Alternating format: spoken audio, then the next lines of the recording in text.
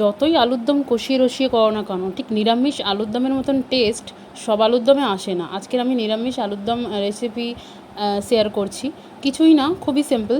প্রথমে একটা বাটির মধ্যে নুন, হলুদ, জিরে, ধনে, লঙ্কা সব রকম একটা মিক্স করে দিতে হবে। আর আলুটাকে ছোটো ছোটো আলু, দমের যে আলুগুলো হয়, 3টে সিটি দিয়ে আমি রেখে দিয়েছিলাম। তারপর ছাল ছাড়িয়ে নিয়ে কড়াইতে তেল দিয়ে আর নুন দিয়ে আমি আলুটাকে হালকা ভেজে নিচ্ছি। এতে কী হয়, আলুর একটা যে গন্ধ থাকে সেটা চলে যায়। তারপর কড়াইতে গোটা জিরে, শুকনো লঙ্কা, গোটা গরম মশলা দিয়ে যে মিক্সড মশলা ছিল সেটা দিলাম।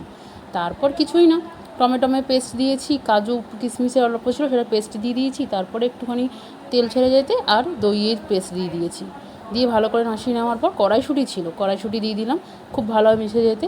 আর কালারের জন্য কাশ্মীরি লাল লঙ্কা দিলাম। আমার ভাইয়ের আবার তরকারি ঝাল হবে না, কিন্তু রং হবে। কাশ্মীরি, তার একটাই উপায় কাশ্মীরি লাল লঙ্কা। আচ্ছা, মশলাটা খুব ভালোভাবে কষিয়ে দিতে আমি আলুটা অ্যাড করেছি। আলুটা দিয়ে খুব ভালোভাবে কষিয়ে নিয়েছি। কষিয়ে নেওয়ার পর আমি আলুর দম মশলাও এখানে একটু অ্যাড করেছি, ধনেপাতা অ্যাড করেছি, আর একটুখানি নুন, চিনি সব রকম একটু ব্যালেন্সের মতন অ্যাড করে ভালো করে কষিয়ে নেওয়ার পর মশলায় থাকা যে বাটিটা সেটা দিয়ে আমি 1 বাটি জল দিয়েছি। খুব একটা জল দেবো না, কারণ অলরেডি আমার আলু ভাজা হয়ে আছে, প্লাস আলু সেদ্ধ আছে। আলুটা ভালোভাবে ফুটে যেতে পরে দিয়ে আমি ধনেপাতা দিয়ে দিলাম, আর হচ্ছে কি আলুর দমের মশলা দিয়ে দিলাম, দিয়ে ঢাকা দিয়ে কিছুক্ষণ রান্না করলাম। তারপরে একটু কাসুরি মেথি দিলাম আর আলুর দম মশলা দিয়ে দিয়েছি। খুবই দারুণ হয়েছে খেতে। নামানোর আগে ঘি দিয়েছি। লুচি, পরোটা, যে কোনো জিনিসের সাথে খেতে খুবই ভালো লাগবে।